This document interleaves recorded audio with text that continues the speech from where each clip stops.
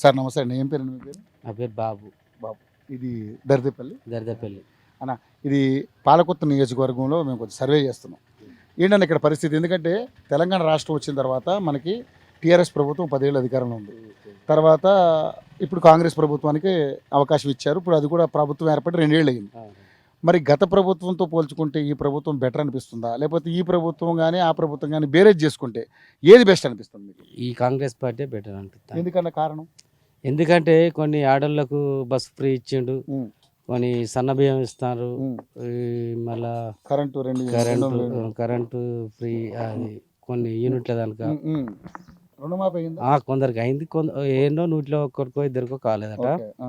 అయితే మన 500 బోనస్ కూడా ఇస్తున్నారు. బోనస్, రైతు బోనస్ కూడా ఇస్తారు. కానీ ఇదొకటి 10 ఏళ్ళ నుంచి చేసిన సమస్య టీఆర్ఎస్. ఇప్పుడు ఈ 2 ఏళ్ల కంచెలు చేసిన ఇవన్నీ అమలు చేసింది కాంగ్రెస్ పార్టీ, కానీ 10 ఏళ్ళ నుంచి చేసింది ఏం చేయలేదు కదా. పేదోళ్ళకు ఎస్సీ రిజర్వేషన్ సమస్యల గురించి ఏం కొట్టాలే కదా, మరి కొట్లాలే. ఎస్సీ కార్పొరేషన్ సమస్యలు ఏమైనా టీఆర్ఎస్ ఏం చేసారు? ఎస్సీ కార్పొరేషన్లో ఎస్సీలకు ఏం బెనిఫిట్ ఏం చేయలే కదా. కేసీఆర్ మాత్రం ఎస్సీ వాళ్ళకు చాలా నష్టం చేసిండు, చాలా బాగాలేదు. ఈ కాంగ్రెస్ పార్టీ బెటర్. ఇక్కడ ఇందిరమ్మ ఇళ్ళు కూడా ఇచ్చిండ్రు. సో మరి నిజంగానంటే ఇప్పుడు మీ ఎమ్మెల్యే పేరు రెడ్డి గారు. ఓకే, ఝాన్సీ రెడ్డి అన్నారు. రెడ్డి ఎట్లా ఉందన్న వాళ్ళ పరిపాలన? బాగానే ఉంది, ఇప్పటి వరకు అయితే బాగానే ఉంది. ఇంకా 3 ఏళ్ళ లోపల ఇక బాగానే చేస్తారు అని మేము కూడా నమ్ముకుంటాను. ఓకే, ఇంకా కాకపోతే కొంత పథకాలు ఉన్నాయి, కొన్ని పథకాలు ఉన్నాయి. ఈ 3 సంవత్సరాల్లో కరెక్ట్ కంపల్సరీ చేస్తారు వాళ్ళు, చేస్తారని మాకు కూడా నమ్మకం ఉంది.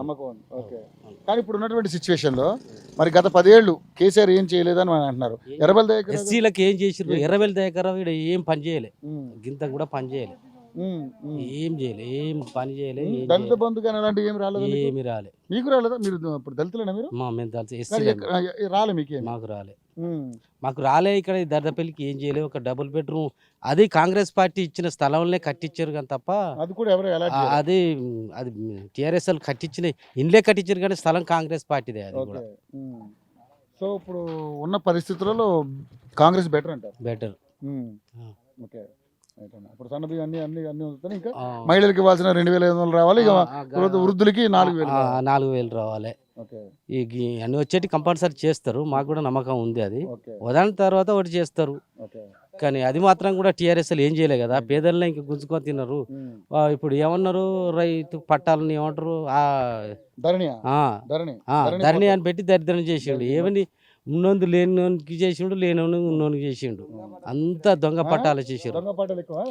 దొంగ పట్టాలు బాగా జరిగినాయి. ఒకని భూమి ఒకని ఎక్కించుడు, ఒకని భూమి కన్ఫ్యూజ్. ఇప్పుడు లక్షలు నష్టపోయారు కూడా. ఇప్పుడు నా భూమి వేరే ఆయన మీద పట్ట చేసారు కదా, ఆ పట్ట నాకు చేయాలంటే వాళ్ళు లక్షలు నన్ను లంచం అడుగుతాడు మళ్ళీ.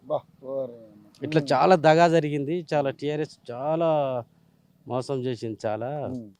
కేసీఆర్కి అప్పుడు ఎంత ఆస్తి ఉండేది ఒకప్పుడు మేము చూసిన. ఇక వీడియోలలో వస్తాయి కదా, అది లైవ్లలో లబ్బర్ చెప్పులు వేసుకొని తిరిగిండు. ఇప్పుడు ఫామ్ హౌస్లు ఏం వచ్చినాయి అవన్నీ.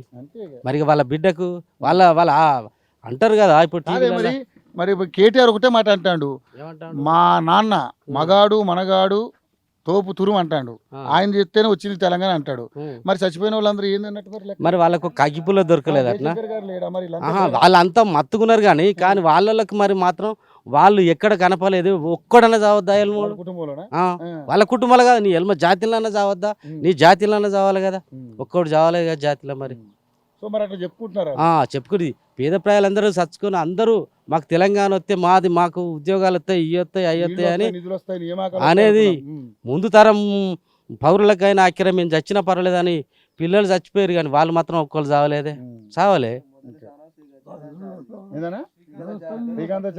మొదటి అమరవీరుడు అయినా గసంటి వాళ్ళు చచ్చిర్రు. ఇప్పుడు కానీ గసంటి చచ్చిపోయి తెలంగాణ తెచ్చిన వాళ్ళకు వాళ్ళను గుర్తింపు కూడా చేయడం లేదు. వాళ్ళ పిల్లలకు కూడా కనీసానికి ఏమన్నా వేతనం లేకపోతే ఉద్యోగం ఏదో ఒకటి వాళ్ళ అమ్మలకు వాళ్ళకి ఏమి ఇయ్యలేకుండా పోయింది.